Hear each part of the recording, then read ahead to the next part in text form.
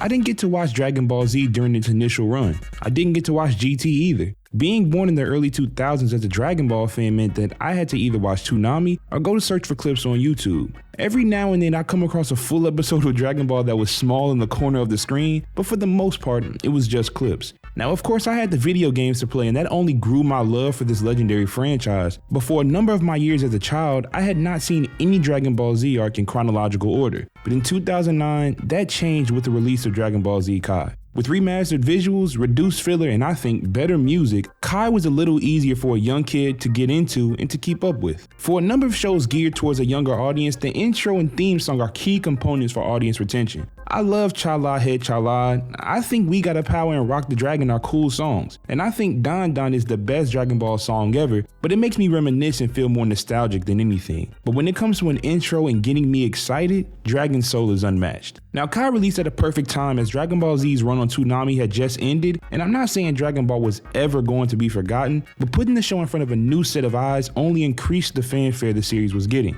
I watched Kai on Nicktoons, and the show's run didn't go through the last saga, and the falsely advertised new episodes were frustrating, but I think the series did its job. The success of Kai, along with the video games that came out around the turn of the decade, had even more fans wanting more Dragon Ball content. I don't know for sure, but I do think Kai is a big reason as to why Battle of Gods came out. I have already shared my thoughts about Battle of Gods. In short, it's my favorite Dragon Ball movie ever. It led to Super, which had an anime and a manga that is ongoing, but sometimes I ask myself, when will this end? I said in the beginning of this video that I didn't get to watch GT when it initially aired because I didn't exist yet. But as a young kid, I watched clips of the last episode of Dragon Ball GT multiple times, and I was aware it wasn't canon back then, but it felt like the ending to Dragon Ball. So in the years between GT and Super, of course fans wanted Dragon Ball to come back, but I also think most of us fans can admit that Dragon Ball was viewed much more positively during that span. It was a blueprint for so many that followed it, so you had to respect its impact, but its legendary moments were also something for fans to hold in high regard. Between 1996 and 2015, nostalgia was Dragon Ball's best friend. Once it came back, people still respected the impact the previous series had, but Super was clearly worse than Dragon Ball Z in almost every way you could compare the two. So as Super was airing, I went back and watched all of Dragon Ball Z, and I didn't feel the same way about it as I did my first time watching Kai.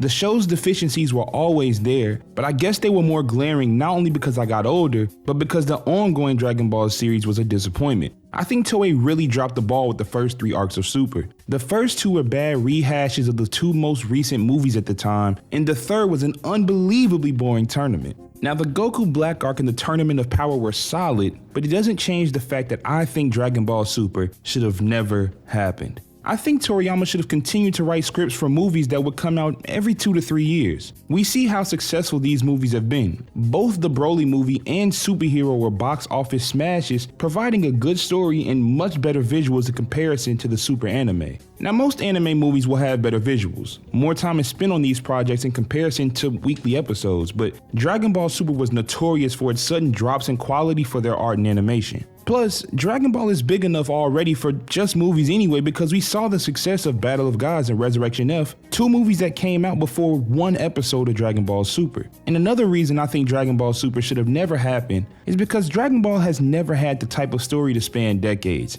At least, it hasn't for a very long time. I just don't think it's complex enough for that. And this isn't a knock on Akira Toriyama because I don't think that's his writing style to begin with. Series like Naruto and especially One Piece can be a little more drawn out because it seems like every character is going to get some kind of backstory, every conflict is going to be drawn out, and the shows are based more around what makes a character function the way they do and not just fighting. Dragon Ball does have its fair share of deep moments, and there are certain characters who would be deserving of an in-depth analysis, but a lot of times it's just who's the strongest fighter and how do we get stronger than that. The longer Super goes on, the more obvious it is that Toriyama did not plan this far ahead. The story isn't good enough to be drawn out this much, and the anime will never switch to a format where each episode has a different story. And one thing I forgot to mention is how the Super anime continues to get pushed back further and further. I just don't think they should continue to put so many resources into a story that has been getting worse for a while now. They've had success with movies, and if the super story stopped, it would allow for fans to be more nostalgic about the anime, and then we'd kinda end up back where we were in the late 2000s, where kids like myself were dreaming about the possibility of a new Dragon Ball series. To prevent this cycle from happening again,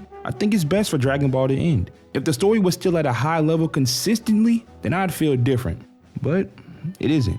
If you enjoyed this video, please click the like button and let me know in the comments how you feel about the Dragon Ball franchise right now. If this is your first time on the channel, subscribe so you know when I upload more videos like this. But until then, this is BigTune, and thanks for watching.